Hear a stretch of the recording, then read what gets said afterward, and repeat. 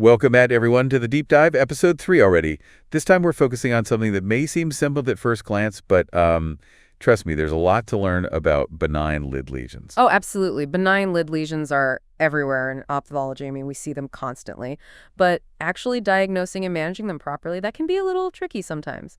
That's what we're going to be digging into today. Okay, perfect. So you gave me this chapter from an ophthalmology textbook to prepare. Skin tags, strawberry nevy, even something called calcifying epithelioma of Malherbe, which honestly is a mouthful. It is a bit of a mouthful, isn't it? Yeah, but don't worry, everyone listening. By the end of this deep dive into this material, you'll be able to spot the difference between all the different types of benign lid lesions. You'll know what to look for, and you'll know if you need more info or if you should start thinking about treatment. Exactly right. And even though, these lesions are generally benign, some of them can actually look like something much more serious. And they even have the potential to become malignant. So it's important to stay up to date on this topic. So this chapter starts off by talking about benign epidermal tumors. And the first one is squamous cell papilloma. Now, these are super common, and like the chapter says, they can look really different. Some are pedunculated, so they're attached by a little stalk, almost like a tiny mushroom. Like a little mushroom, yeah. And then some are sexual, meaning they have a broad base and are sitting right on the skin. Right.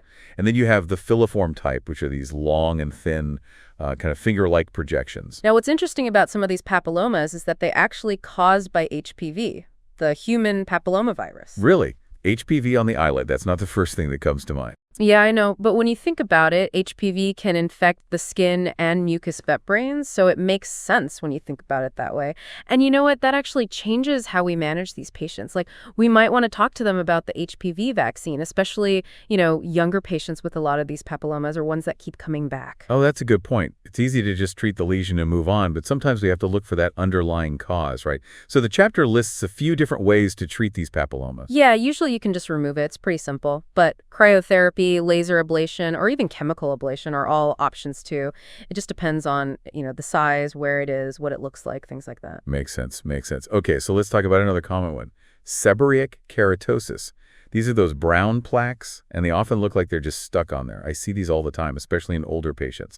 And the thing to remember here is that sometimes they can look like something more serious, like pigmented basal cell carcinoma, a melanocytic nevus, or even melanoma. It's really important to be able to tell them apart. So how can we tell them apart? Well, clinically, seborrheic keratoses usually have a waxy or kind of greasy surface, often with little cysts filled with keratin, and they usually have a well-defined border. Melanomas, though, they usually have irregular borders, their color can vary, and they often grow a lot faster. But if we're not sure, a biopsy is always the safest option. You're right. It's better to be safe than sorry, especially if we're worried about melanoma. Now, the chapter also talks about actinic keratosis, these scaly plaques that we see on sun-damaged skin. I always think of those being on the face and scalp, but I guess they can also appear on the eyelids, too. Oh, absolutely. And they're considered precancerous, so that means they have a low chance of becoming cancerous, but they can transform into squamous cell carcinoma sometimes. So especially in patients with a history of lots of sun exposure, we have to be vigilant and keep a close eye on them. Okay, so those are the benign epidermal tumors. Let's switch gears and talk about benign pigmented lesions. First up, we have freckles, also known as ephelides. I always think of freckles as those cute little sun-kissed spots, but really it's just a bunch of melanin clustered together, right? Yeah, that's exactly it. And we see them more in people with fair skin, especially people with red hair. And that's because of variations in the MC1R gene, which controls melanin production. You know how freckles get darker with sun exposure and then fade in the winter? Right. But unlike freckles, lentigines, those larger brown spots, those are more permanent. I actually have a couple on my hands that never fade, even in winter. That's a perfect example. Lentigines are probably caused by sun damage too, but they're different from freckles because they're a more permanent increase in how much melanin is being produced in that area. Interesting. So freckles are like temporary tan lines, and lentigines are like permanent sun tattoos. You got it. Okay, now let's move on to congenital melanocytic nevy. Basically, moles that are present at birth. Their size and color could be pretty different, right? Oh, yeah, absolutely. There's a huge range from these teeny tiny little spots to, larger and more noticeable ones. And the important thing is the bigger congenital nevi, especially the giant hairy ones, have a higher risk of becoming malignant over time. So we really need to monitor those closely. Yeah, I've seen a lot of parents who are really concerned about their newborns having these big moles. It's important to be able to tell them about the risks and why regular checkups are so important.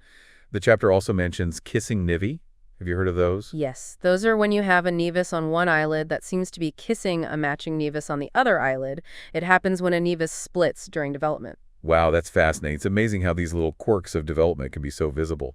So let's talk about acquired melanocytic nevi, those moles that develop after birth. This is where it gets a little more complex.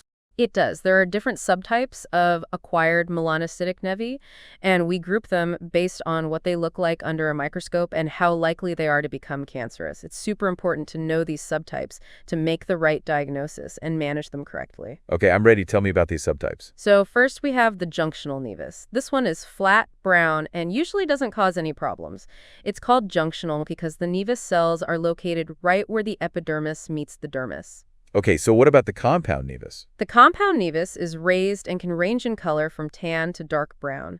It's a combination of junctional and dermal, meaning those nevus cells extend down into the deeper skin layer.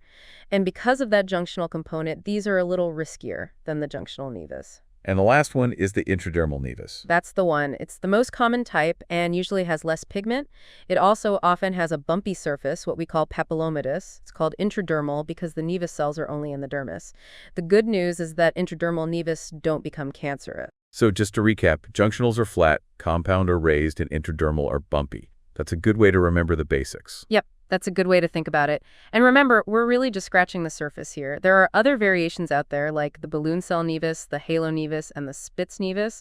That one's sometimes called juvenile melanoma because it can have features that look a lot like a melanoma, which can be a little scary. Wow, so even benign nevi can be tricky sometimes. Oh, absolutely. And we haven't even talked about dysplastic nevi. They're also called atypical moles. They can cluster together in something called the dysplastic nevus syndrome. Right. Dysplastic nevus syndrome, that's a big red flag because there's an increased risk of not just skin melanoma, but also conjunctival and uveal melanoma. Exactly. So as you can see, even though we're talking about benign lesions, you have to understand all these little details to provide the best care for our patients. Okay, before we move on to the next category of benign lid lesions, let's take a quick pause to hear a word from our sponsor. And we're back. Okay, so moving on from melanocytic nevi, this chapter goes into benign adnexal tumors. So those are tumors that come from like skin appendages, things like hair follicles and sweat glands. Oh, right. I remember this from residency. Two that come to mind are syringomas and pilomatricomas. Can you give me a quick refresher on those? Sure. So syringomas, those are those tiny little papules. They often appear symmetrically. We see them a lot of the eyelids. They're benign and usually don't cause any symptoms, but some patients don't like how they look. Yeah, for sure. I've seen patients who are bothered by how syringomas look, especially when they're all clustered around the eyes. Exactly. And what's kind of cool is that they actually start in the eccrine sweat glands. So they're basically harmless little sweat gland tumors. Huh, that makes sense. Okay, so what about pilomatricomas? That name's a tongue twister. But I remember them looking pretty distinct. Yeah, they definitely have a characteristic look. Pilomatricomas, they're also called calcifying epitheliomas of Malherbe. We see them more often in kids and young adults. They usually look like a firm, purplish nodule. And they can be hard when you touch them because, well, they often have calcium deposits. Oh, so that's why they're called calcifying epitheliomas. Exactly. The epithelioma part of the name can be a bit misleading because these tumors actually come from hair follicle cells, not epithelial cells. Okay, so pilomatricomas are basically calcified hair follicle tumors. That's way easier to remember than calcifying epithelioma of Malherbe. So treatment is usually pretty straightforward, right? Yeah, usually we just surgically remove them, especially if they're bothering the patient. They very, very rarely turn cancerous, so we don't usually worry about that too much. That's good to know. Okay, we've covered a lot of different benign lid lesions, but the chapter also has a section on these other benign tumors that don't really fit into the other categories. So should we get into those? Yeah, let's do it. Let's start with capillary hemangiomas. Those raised lesions that are bright red. We see them pretty often in babies. They're also called strawberry nevi because, well, they kind of look like strawberries. Right. They can be really noticeable, especially if they're big. I remember one case during my residency, this baby had one that covered almost his whole upper eyelid. Oh, yeah, that's not that unusual. And they can grow into the orbit, too, so it's really important to do a complete exam. For sure. And how about treatment? Do we usually need to do something about them? Well, it depends. A lot of the time, capillary hemangiomas will go away on their own. But if they're really noticeable or if they're affecting the baby's vision, then we have to look at our treatment options. Okay, what kind of treatment options are we talking about? Believe it or not, we can use topical beta blockers. They can actually shrink these lesions pretty effectively. Oh, wow, that's interesting. I never would have thought of using beta blockers for something like this. It's a newer treatment, but it's become pretty standard now for capillary hemangiomas. Of course, we have to keep in mind that there's a small risk of side effects like bradycardia and hypotension, especially in babies. But it's rare. Right, good point. We can't forget about the big picture, even when it seems like we're treating something simple. Okay, so moving on, let's talk about port wine stains. Those are also called nevus flammeus. They're congenital, and they have a really sharp border. They can be pink or even purple. And with these, the most important thing to remember is Sturge-Weber syndrome. Right, yeah. I learned about that one in med school. It's that neurocutaneous disorder. It can affect the eye, the skin, and the central nervous system. Exactly. So when we see a port wine stain, especially in a kid, we have to think about Sturge-Weber. So what do we look for in the eyes specifically? The biggest concern is glaucoma. A lot of patients with Sturge-Weber develop glaucoma in the eye that's on the same side as the port wine stain. So we have to catch it early and manage it to protect their vision. Okay, so if we see a port wine stain, especially in a child, we got to do a really good eye exam and watch out for glaucoma. Absolutely. Okay, let's talk about another interesting lesion, pyogenic granuloma. These are those lesions that grow really fast. They have a lot of blood vessels, and they bleed super easily. Oh yeah, I've seen some pyogenic granulomas that look pretty scary. It's crazy how fast they can grow. Yeah, they often happen after surgery, trauma, or an infection, but sometimes they just appear out of nowhere for no reason that we can see. Like they just decide to show up. And they can be pretty painful, too. We usually just cut them out, but sometimes they come back. Okay, so pyogenic granulomas, they grow fast, they bleed, and they can be a pain, literally. And last but not least, we have neurofibromas. These are benign nerve tumors, and they can be just a single tumor, or more worrisome, they can be a sign of neurofibromatosis. Right, and those plexiform neurofibromas, the ones that spread out, can cause that classic S-shaped eyelid that we see in neurofibromatosis type 1. Yeah, that's a classic sign. And unfortunately, those diffuse lesions can be really hard to treat. Oh yeah, totally agree. If it's a single neurofibroma, we can just take it out. But those plexiform neurofibromas, yeah, those are a lot more complicated to manage. Well said. Wow, we really covered a lot today, from those tiny little pseudogomas to those noticeable capillary hemangiomas. Benign lid lesions can be so different. They really can. It just goes to show how complex and fascinating our field is.